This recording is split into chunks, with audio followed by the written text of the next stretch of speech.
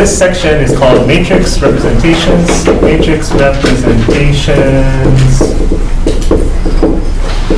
of linear transformations.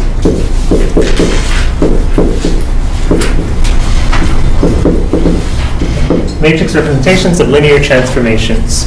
Okay.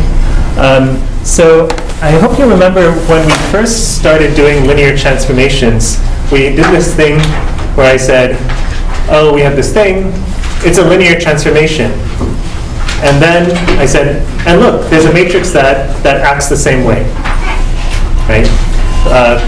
And then I said, okay, now we've got this rotation linear transformation, and there's a matrix that actually does that.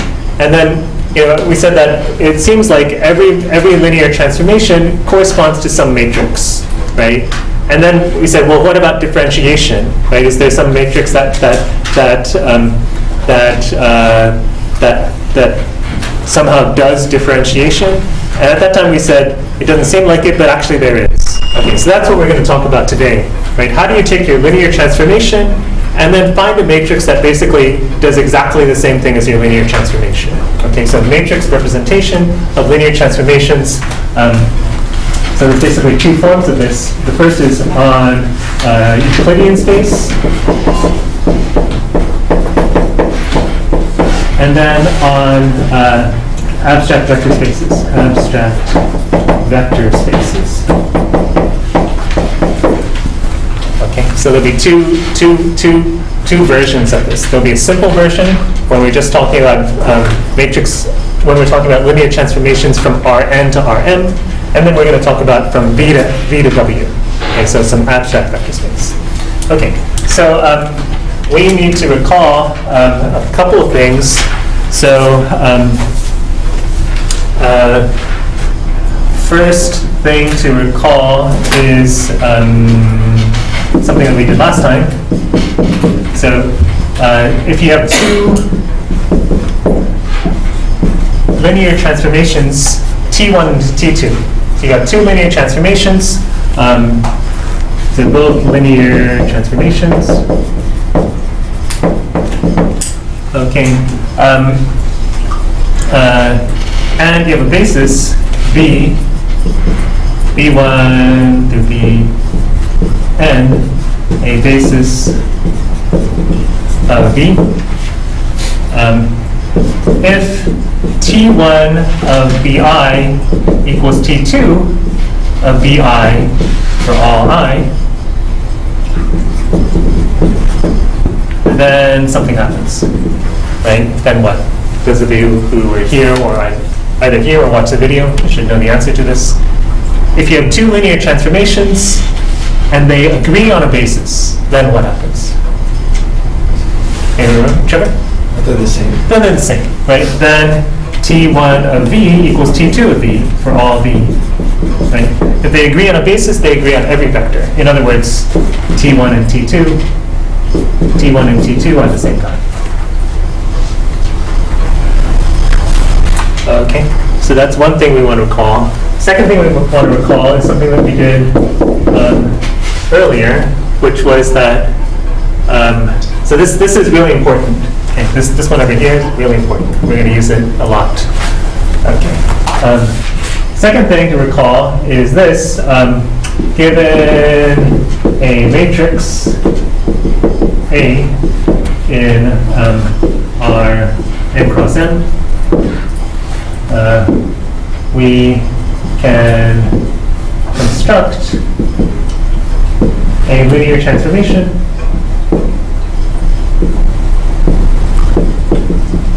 T sub A that goes from Rm to Rn. Okay. T sub A is the linear transformation that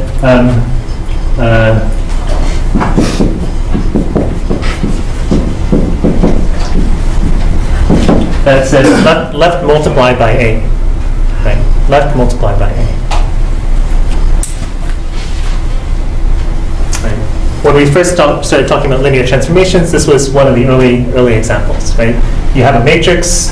Left multiplication by that matrix is a linear transformation. Okay. Everybody all right? Are we all right? Okay, good. Okay, so what we're going to see today is the following theorem. So the converse is true. Is true. The converse is true. In fact, given any linear transformation, it arises as a matrix, as left multiplication by some matrix. Okay. So given any linear transformation from Rn to Rm,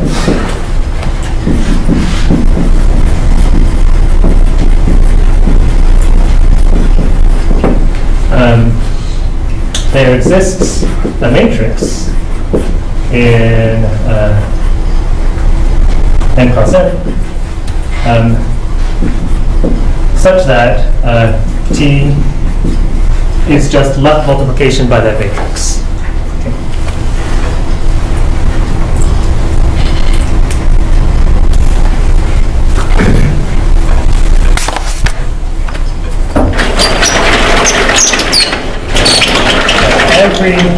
Every linear transformation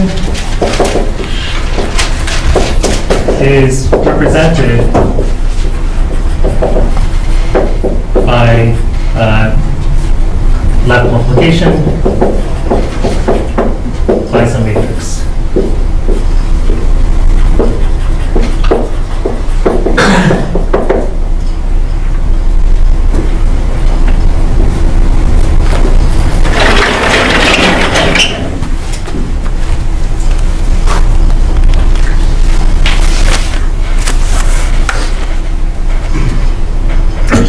Okay, so let me give you an example of what I mean by that. Okay, so I'm going to create a matrix. I'm going to create a linear transformation. Okay, here it is. T goes from R3 to R3, and the way it's defined is it takes A, B, C to an A plus B, A plus B plus C.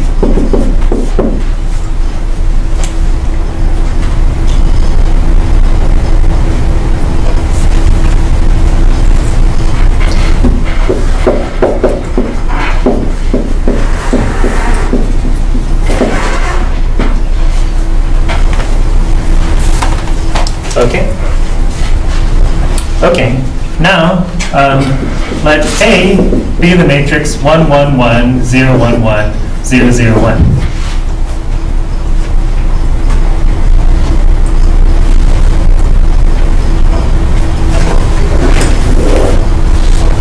Okay. What's TA? I'm sorry. T sub A of ABC then?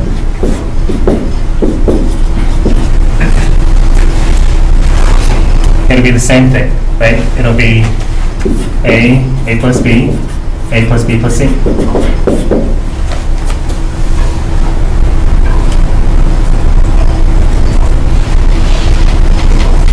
Okay, everybody see that, right?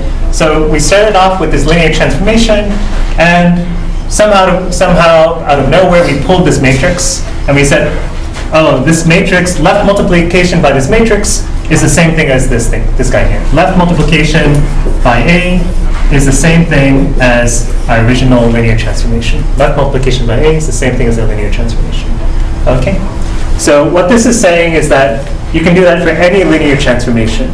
Any linear transformation, there will be some corresponding matrix so that T sub A agrees with the original transformation. Okay? So that's the example. Let's get the proof now. Okay. Now the proof will be, we will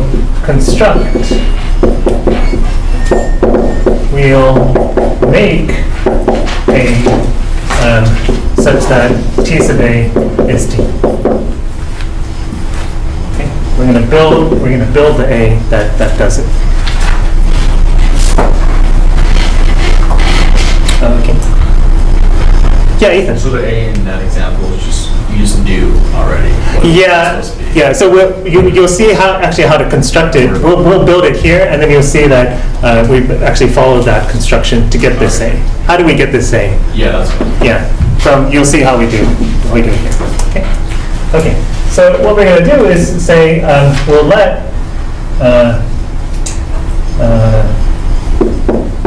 call t, no. So as usual, let e sub I denote the standard basis. Oops.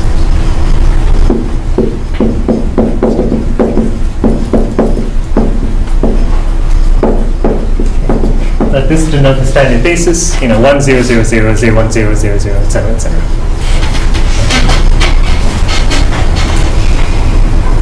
Okay, and let a sub I be what you get when you take t and apply it to the ith standard basis vector. Okay. So take t and apply it to each of the standard basis vectors and call those things a sub I.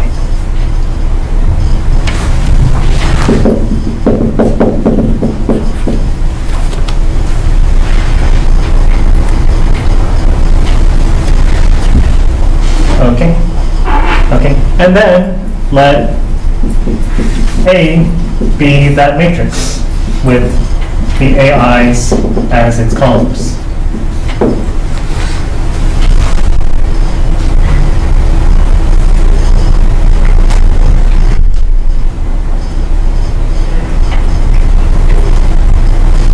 Okay, so this is how we do it, right? So why did we choose 1, 1? Coming back to the example over here, why did we choose 1, 1, 1 as our first column? Well, what is t of 1, 0, 0?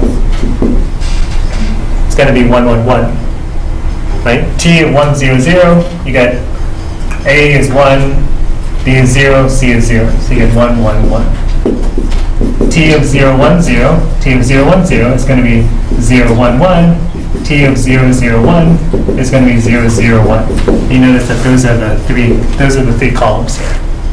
Okay, so how did we get the matrix? We took by taking T and letting it act on the standard basis elements. Okay, and those are the things. Now, why does that work? Okay, so let's explain why this works. Okay, so I claim that TA and T are the same guy.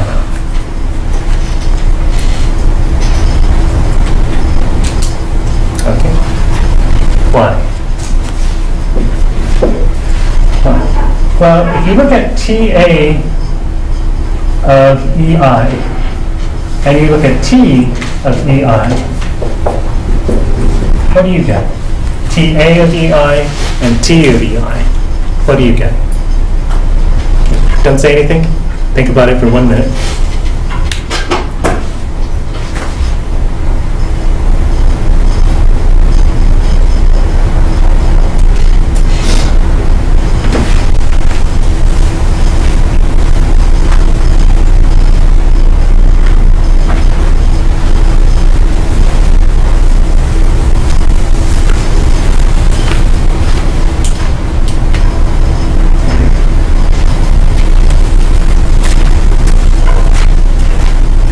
Okay, turn to somebody nearby and say, it's this.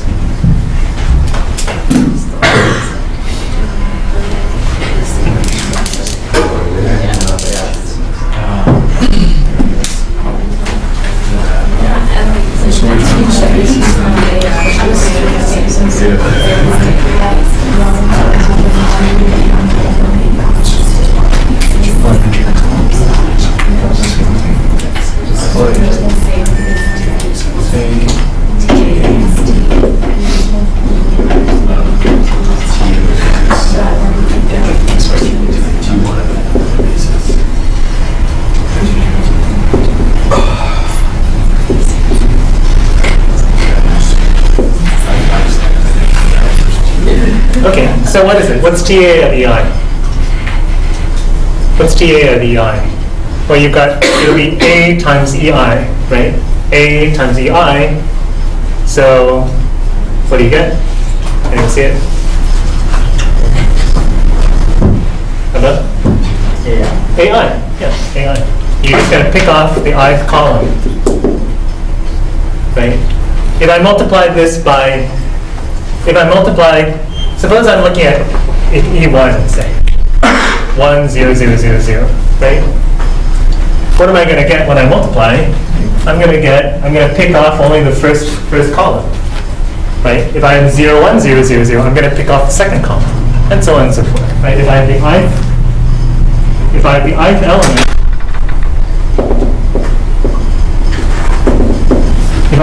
element, it's going to pick up the ith guy.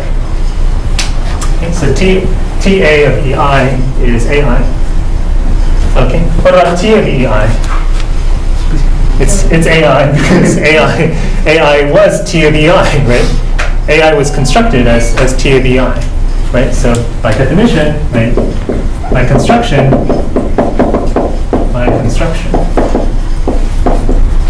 right? And so T and Ta are the same linear transformation because AI. you need to say something a little bit more than that, right? So yeah, right. T. This is AI. This is AI. In other words, right? T of EI equals Ta of EI for all I. So yeah. Since they agree on a basis, right? They agree on a basis, so they must be the same linear transformation. Right? Since they agree on the basis E1, E1. Okay.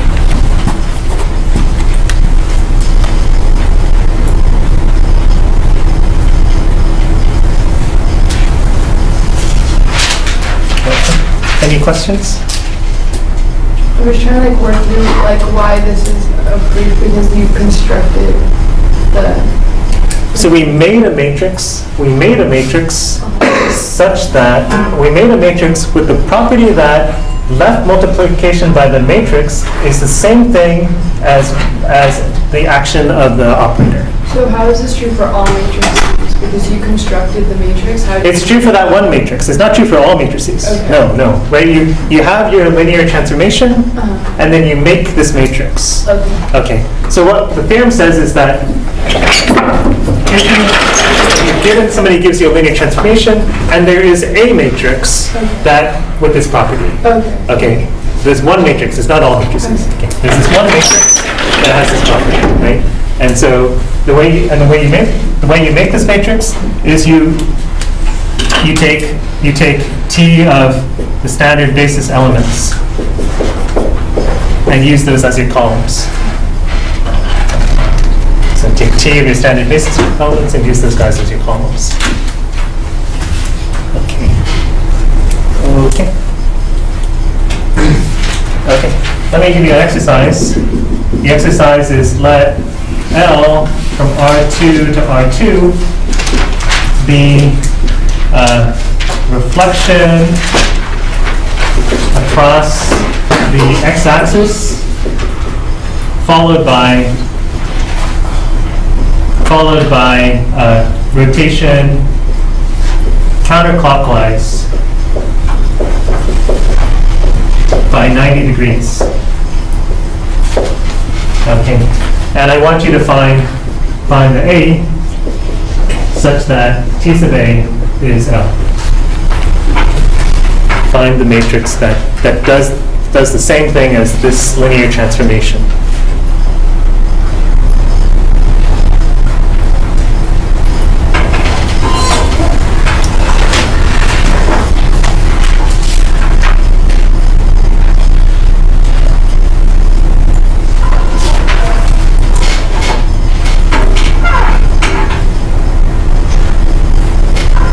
Let's say such that T of A or L of A? Such that T of A is L.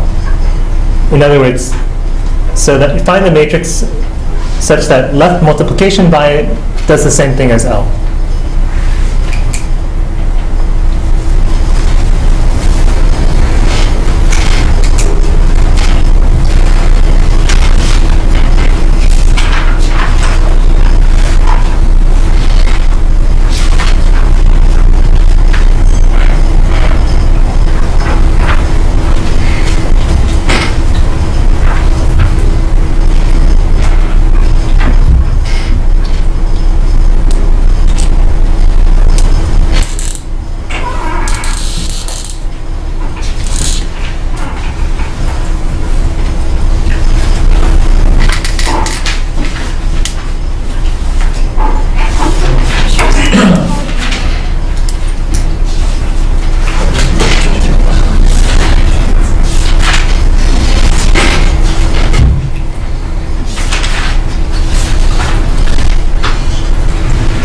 Okay, if you know what you're doing, it should take you 30 seconds at the most.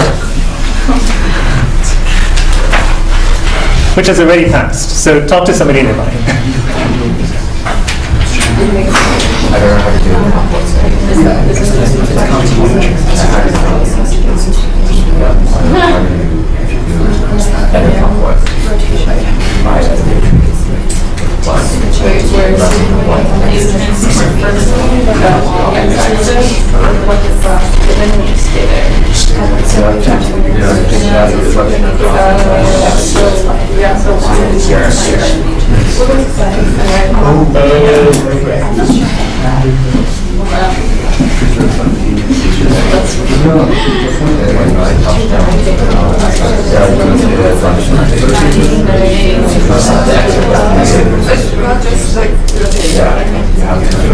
Okay, anybody, what's the matrix? What's the matrix? Anybody figure it out?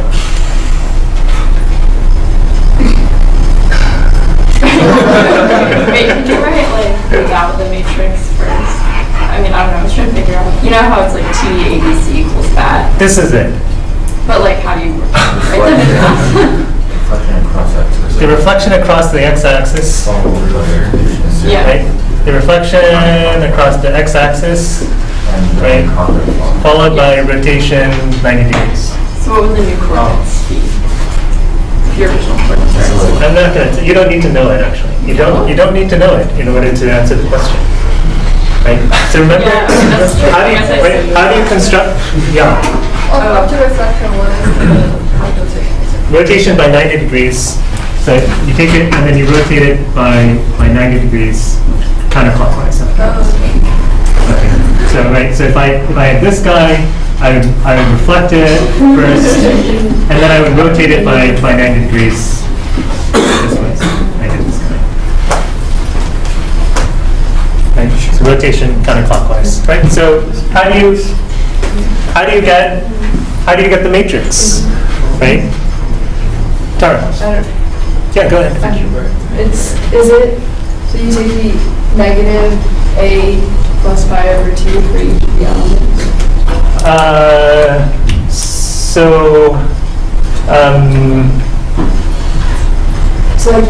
like in time, so it'd be like A1, or negative A1 plus pi over 2. Wait. So remember, how do you construct the matrix? It's gonna be, as columns, it's gonna have the result of T acting on the standard basis elements. Yeah, wait, so what do you need to know then? How the given one of the A's? So what is, I guess we're calling it L. What is L of 1, 0? What is L of 0, 1? What's L of 1, 0? Well, you've got 1, 0, and L says reflected across the x-axis and rotated 90 degrees. So what's the answer? 0, 1. Right? 0, 1. What's L of 0, 1? You reflect it, you rotate it 90 degrees, and you get 1, 0. Okay, that's it. Okay, so you get 0, 1, 1, 0. That's it. Okay, great. That's it. How did you get that from, like given that problem, how did you get that? So, okay, so remember all this work that we just did here, okay? What do we see? That given a linear transformation, there's a matrix representation of it, right? There's a matrix that does exactly the same thing as this guy, okay? And the way you construct that matrix is to take your transformation and let it act on the standard basis elements and use those as the columns of your matrix, right? Right? So we take L of E1. That's our first column. We take L of E2, that's our second column, right? A is 0, 1, 1, 0. Okay. That's it. Okay. So would you always use 1, 0 when Yeah. you're doing that? Yeah. for now. But in 1 minute, we're going to say, we're going to do something different. Yes, yes. So those in R3, it'd be like 1, 0, 0, Yeah, yeah, 0, 1, 0. exactly. Yeah, so you use the standard basis in R3. Yeah. Same question. But Okay. you never need to know like L of X, Y. What? You never need to know L of X, Y. We know it now, right? Do we? Wait, what? We know it now, right? What's L of x1? Well, it's going to be T sub A of x1, Okay. right? In other words, 0, 1, 1, 0 of xy, right? In other words, y x. Okay. So, right, you didn't need to know it. You didn't need to know it. Okay?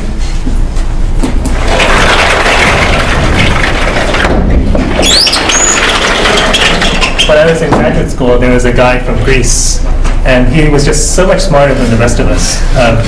Whenever we had problems, we'd go to him and we'd say, hey, Vangelis, do you know the answer to this problem? And he would say, it is trivial. And so we all tried to like say it is trivial with the same flair, the same panache as Vangelis.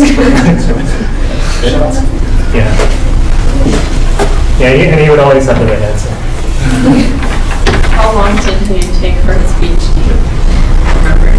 I don't remember. He actually took some time off. Yeah.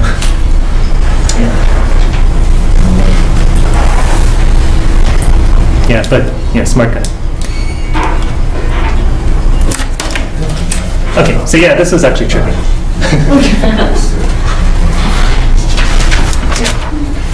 Okay. But I should say that trivial for mathematicians is not the same. You know, when mathematicians say trivial, it does not mean like easy or anything like that. There's a famous story about the mathematician Hardy, who was one of the great mathematicians in the 20th century in England, maybe the greatest mathematician in England in the 20th century, at least the greatest analyst. So I don't know if this is going to be a funny story or not, but I'll try. So the story is that Hardy is giving this lecture, and he comes to this step, and he says, and it is trivial that such and something happens. And one of the students says, Professor Hardy, is it really trivial? And Hardy slightly stops, and he thinks about it. And then he walks around the room. And he walks around the room. And he walks around the room again. And then he leaves. And 15 minutes later, he comes back and he says, yes, it is trivial. Okay, so that just goes to show you what trivial means, right? Trivial doesn't mean easy. Trivial, basically, I think, when I first started hearing this word trivial, it wasn't clear what it meant. But I think what trivial means is that it does not, it can be done without a flash of genius.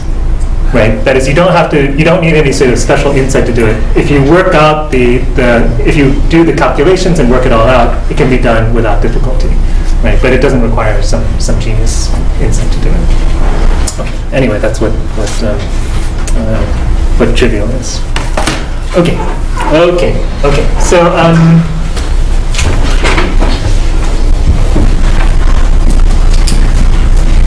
okay, I have an even less funny joke about Hardy, but I'm not going to try it, so forget it. About the mathematician Hardy. Yeah, it's never succeeded. Okay. What? Is the first time for everything right? Not for this one. Okay, so now we're going to do matrix representations of linear transformations between abstract vector spaces. So now matrix representations for linear transformations between vector spaces. Okay, so not Rn to Rn. So not Euclidean spaces, but your abstract vector spaces. Okay? And generally, when we say vector spaces, we mean abstract vector spaces. Okay, so the theorem I'm going to state will probably confuse you, but after we state it, then we'll try and clarify what it means. Okay. So you have T from V to W, a linear transformation between vector spaces. Okay, so you've got one vector space, another vector space. You got a linear transformation. Okay, and you have V1 through Vn, a basis of V. You have W1 through Wm, sorry, a basis of W. Okay. Let me cut over to the side here and recall that if you have V and this basis, then you have gives you the coordinate vector map.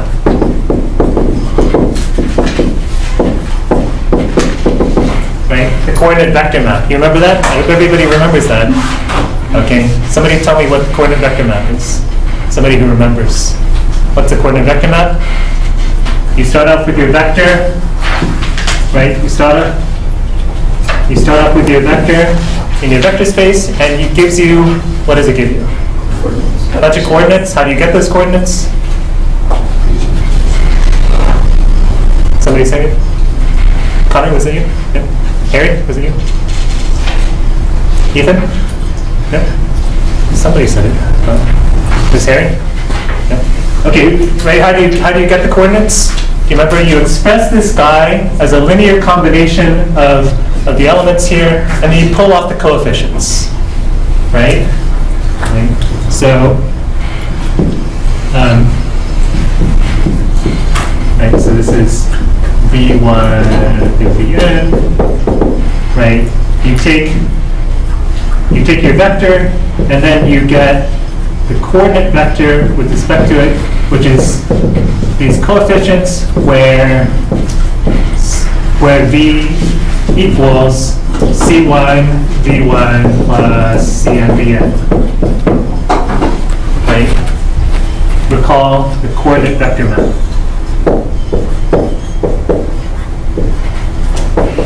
The coordinate vector map. Okay, right? So over here, we've got a basis of V and we've got a basis of W. So we have coordinate vector maps for V and W separately, right? Right. We've got, right, in our setting over there, we've got V, or we've got W, and we've got coordinate vector maps independently, right? Each of them has, V will go to the coordinate vector with respect to the E basis. Some vector over here will go to coordinate vector W with respect to the F basis. Right? We've got coordinate vector maps, right? Because we've got bases, we have coordinate vector maps. Okay. Everybody all right with coordinate vector maps? Right? And if you were here last time, you recall that these are isomorphisms. These are actually isomorphisms, which means that you can go backwards. That there's an inverse, there's also an inverse map. These are isomorphisms. In other words, they're invertible. There's an inverse linear transformation for each of them. Okay. Don't worry, if you haven't watched the video yet, it's okay. Not crucial. Helpful, but not crucial. Okay. Okay. Okay. So come back to here, right? Got a linear transformation between abstract vector spaces. We've got bases of those vector spaces. Okay. And then here's the crux of it. Claim there exists a matrix A in our M cross N such that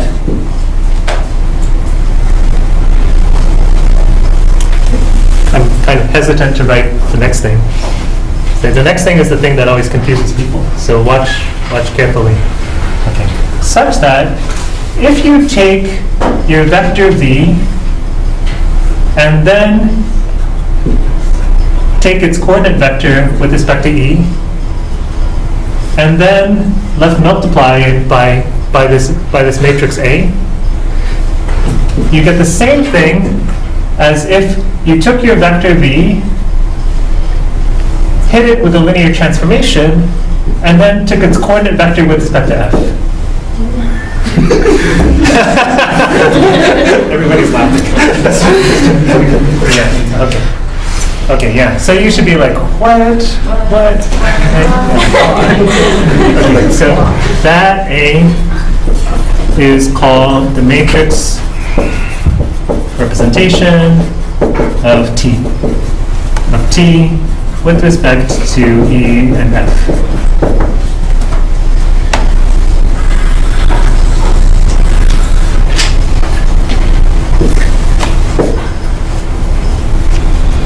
Okay. Okay. Yeah. Okay. So now I'm going to write something maybe equally incomprehensible. Okay. But hopefully in a different way. Okay. So what?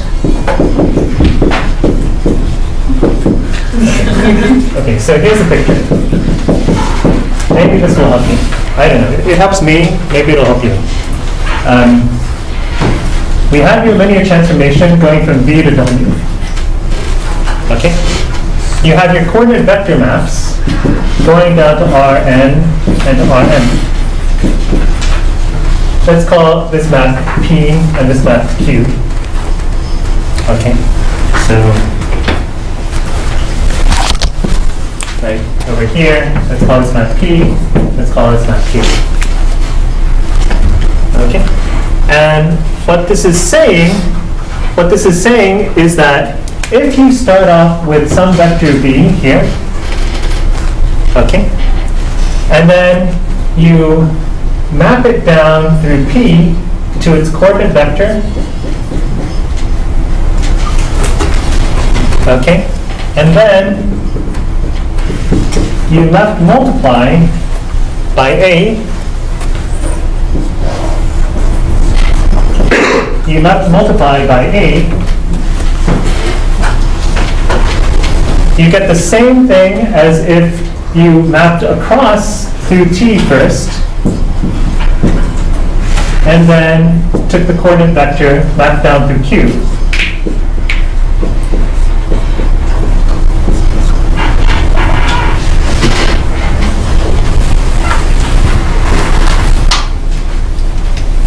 Right? So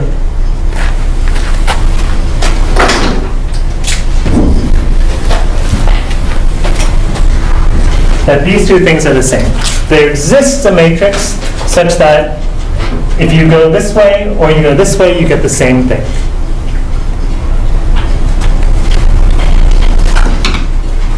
Okay. There's a matrix that does the same thing. You can go either way, yes? But I thought like T and TA were the same though. What is TA? TA, Yeah. like left multiplying by. Yeah, left multiplying by some matrix, right? But here T is from some abstract vector space to another abstract vector space. For example, T could be differentiation. Okay. You're going to take your polynomial and left multiply by a matrix. It doesn't make sense, right? So it's only in this sense that A represents T. Okay, so in the Euclidean case, yes. Okay. In the abstract case, no. Okay, so Okay. that theorem only applies to the Euclidean. That's right. You notice that it only was stated Yeah. in the Euclidean case. Yeah, John. What did you said that A is called? The matrix representation of T with respect to E and F. The matrix representation of T with respect to E and F. Wait, so is the other theorem, is there always a matrix A such that, like, Yes, If you, not. so if your linear transformation is between Euclidean spaces, yes. If your matrix is between abstract vector spaces, yes, but only in this sense. Okay, That way it's only not a line. only in this sense. Yeah. So the dotted line means it doesn't exist yet. We have to make it. But the dotted line is you're given these things, and then the theorem gives you something new. This thing depends on the other things. Yeah. Don't worry about the dotted line. Okay. Okay. So I'll try to say it again. You start off with your linear transformation between abstract vector spaces, and you have the coordinate vector maps. Okay. There exists a matrix that allows you to take either route on this map and get the same result. Okay. What we say is that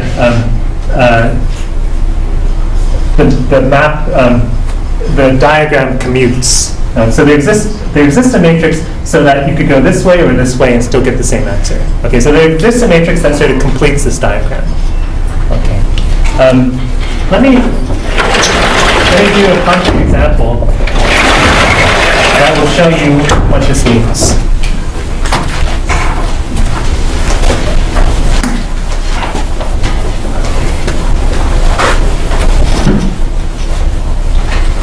Okay, so here it is.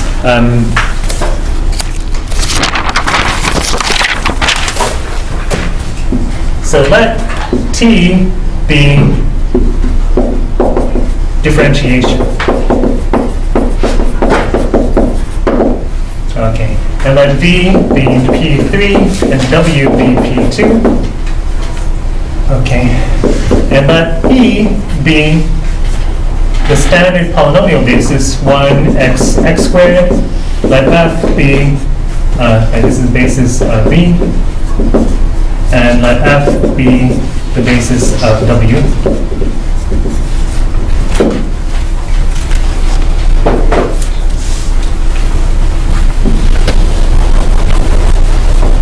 Okay, so you've got T going from P3 to P2. You've got these maps going, right? You've got these maps, P and Q, going from giving the coordinate vectors. Okay? And I'm going to say that then if we let A be 0, 1, 0, 0, 0, 2, then the diagram commutes. If we let, then the diagram commutes. Okay, so let me show you what I mean by that.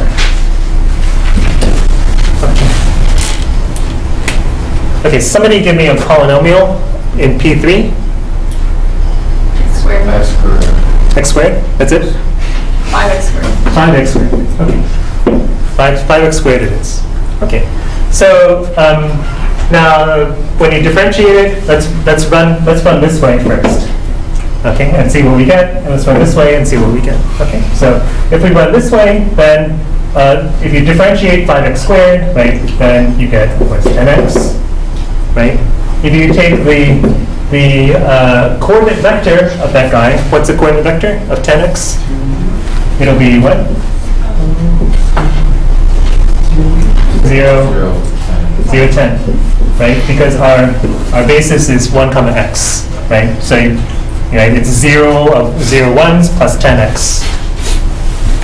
Okay, 0, 10. Okay, now suppose we go this way first. Okay. 5x squared, what's the coordinate vector of 5x squared? 0, 0, 5, 0, 0, 5, 0, 0, 5, right? And then if I take 0, 1, 0, 0, 0, 2 times 0, 0, 5, you see that I get 0, 10.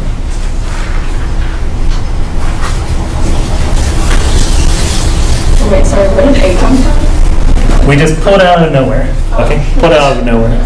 When we do the proof, you'll see how we construct it as before. Okay?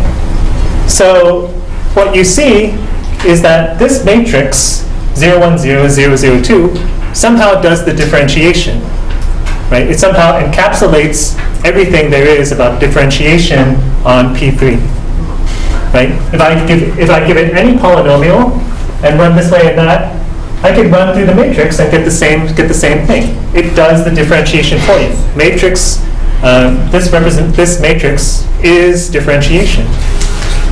Okay, so this matrix is the matrix representation of differentiation with respect to this basis here. If I change the basis, I get a different matrix. Okay. So there is guaranteed to be an A. There is guaranteed to be an A that makes this diagram commute. Okay, and that's what we call the matrix representation of the linear transformation with respect to the basis. Yes? Are you always given that, or you sometimes ask? You have to find it. You have to find it. Yeah. So I mean, in your homework, what the problems will be is you're given a T, and then what is the A? Right? What is the A? How do you find the A? It actually turns out to be not almost the same thing as what we did before. Yeah. Okay. Okay. That's it for today. Go home and think about it.